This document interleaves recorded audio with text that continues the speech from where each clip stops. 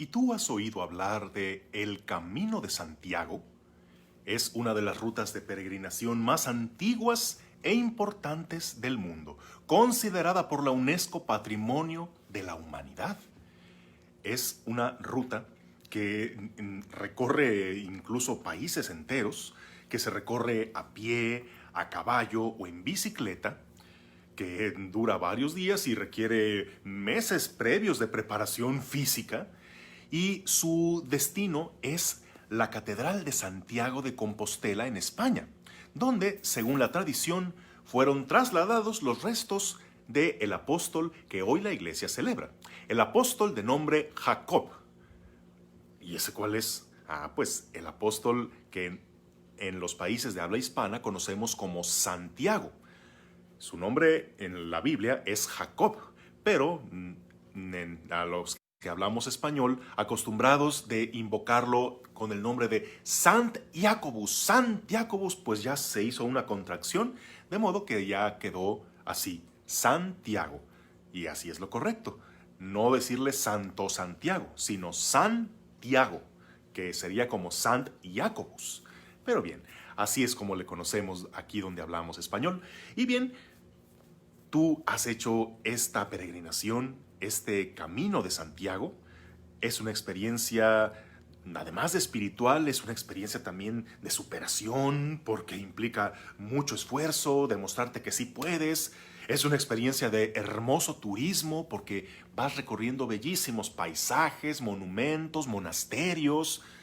Es una experiencia que todo amante del senderismo debería hacer. Aunque claro, pues también está al alcance de quien tenga esa condición física y de quien tenga posibilidades de viajar a Europa. ¿Tú ya hiciste el Camino de Santiago? No, pues mucho gusto, yo tampoco. Pero sabes, hay otro Camino de Santiago que está al alcance de todos. Bueno, es un camino que no cualquiera recorre porque también tiene un alto precio. Y no me refiero al precio del viaje ni al precio del hospedaje, sino que requiere también una gran fuerza de voluntad y dejarse moldear por el Maestro. El Camino de Santiago sí atribuye leyendas de que incluso por ahí estuvo evangelizando el apóstol Santiago, aunque históricamente eso es muy dudoso. Pero el camino que efectivamente el apóstol Santiago recorrió en vida fue el camino por el que Jesús lo fue conduciendo a la santidad. Lo fue formando como su apóstol. Ese es el camino espiritual que todo cristiano, todo seguidor de Jesús debería recorrer. ¿Dónde empieza el camino de Santiago? Empezó cuando Jesús les dijo, vengan, yo los haré pescadores de hombres. Y Santiago junto a su hermano Juan dejaron las redes, la barca, a su padre Zebedeo y se fueron a seguirlo. Al parecer no le fue difícil de principio a Santiago desprenderse de las redes y eso, pero de lo que no se pudo desprender tan fácil fue de su carácter. Qué geniecito, qué temperamento se cargarían él y su hermano como para que Jesús los apodara los hijos del trueno. Conocemos únicamente un par de anécdotas. Cuando este parecito de Santiago y su hermano Juan llegaron furiosos ante el maestro a decir que se hacían llover fuego del cielo sobre los samaritanos, que no los querían dejar pasar por su territorio. O en otra ocasión muy indignados, diciendo que habían censurado a un tipo que andaba expulsando demonios en su nombre sin ser de nuestro grupo. En ambas ocasiones Jesús tiene que apaciguar ese carácter agresivo y además ambicioso, porque se ve que ellos tenían intenciones de grandeza, de poder, más de poder político y económico que de otra cosa. Se habían desprendido de su padre, pero con su madre no tenían todavía una relación tan sana que digamos. En el Evangelio de hoy se nos muestra cómo la mamá de ellos va, o no sabemos si son ellos los que la mandan, para suplicarle al Señor que si en su reino le concede una petición. Dime, ¿quién le negaría una petición a una madre? Que estos hijos míos se sienten uno a tu derecha y el otro a tu izquierda en el reino. Ellos querían los primeros lugares. Santiago, en su ambición, quería ser del círculo más íntimo de Jesús, estar pegado a Él en las buenas y en las malas, ser el primero. Bueno, Jesús le concedió esas ambiciones, pero por otro camino. Jesús sí le concedió estar cerca de Él, pero no precisamente por ser de los consentidos o de los mejores, sino porque era de los que necesitaban un poquito más de dedicación. El buen maestro, al más burro de la clase o al más relajiento, se lo trae cortito cerca de él, porque necesita atención especial. Así lo hizo con sus tres más íntimos, Pedro, Santiago y Juan. A ellos los traía más de cerca, a ellos les dedicó más tiempo, a ellos pulirlos, trabajarlos más. No es que fueran los mejores de todos los apóstoles, quizás porque a ellos necesitaba tratarlos con más dedicación. Por eso, él se hacía acompañar en muchas cosas solo de ellos tres. Estuvieron con él en las buenas y en las malas. En las buenas como en la transfiguración. Santiago fue testigo de este acontecimiento donde Jesús mostró el esplendor de su gloria. Pero también Santiago fue de los pocos que acompañaron a Jesús en su agonía en el huerto de los olivos, donde por cierto se le durmió. Santiago, junto con los demás apóstoles, fue purificando sus intenciones, fue aprendiendo que el más grande no es aquel que está sobre todo, sino el que se vuelve servidor y esclavo de todos.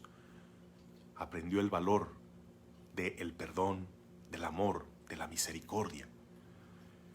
Y así el maestro lo fue formando, hasta que le concedió su deseo de ser el primero. Efectivamente, Santiago fue el primero en derramar su sangre por Cristo.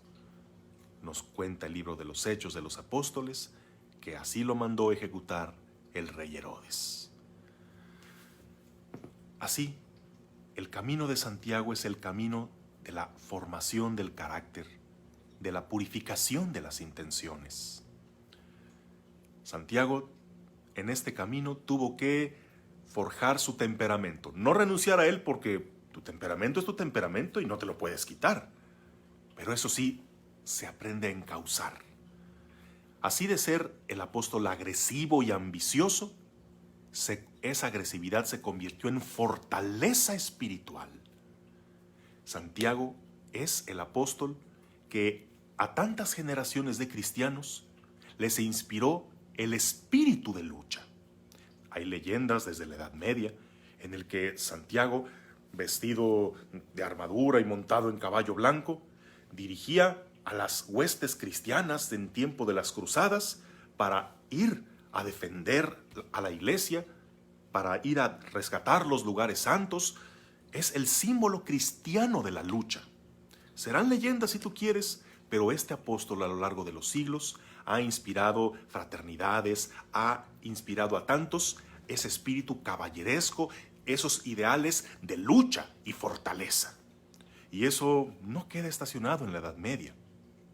Quizá ya no se trate de una declaración de guerra armada, pero sí debemos recuperar ese espíritu cristiano de lucha, porque malentendemos la misericordia con una tolerancia pasiva, con un cruzarnos de brazos y agazaparnos en nuestra cobardía. Un cristiano sin espíritu de lucha no vence las tentaciones, no realiza el combate necesario por la santidad, no tiene valentía ante el mundo para proclamar fuerte y claro la verdad, no tiene celo por el evangelio, no lo anuncia. Un cristiano sin espíritu de lucha trata nada más de ser buenecito, sin molestar a nadie, sin llevarla contra nadie. Pero así, la iglesia se queda estancada en su tibieza. Todos debemos recorrer el camino de Santiago.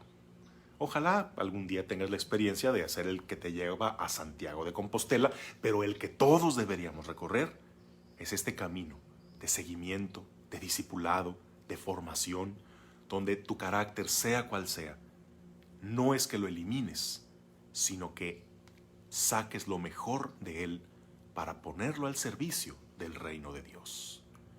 Hoy, inspirados en el ejemplo de este apóstol, del apóstol enamorado y aguerrido del Señor, que también nosotros busquemos recorrer el camino de Santiago. Que tengas un bendecido día en el nombre del Padre, del Hijo y del Espíritu Santo. Amén.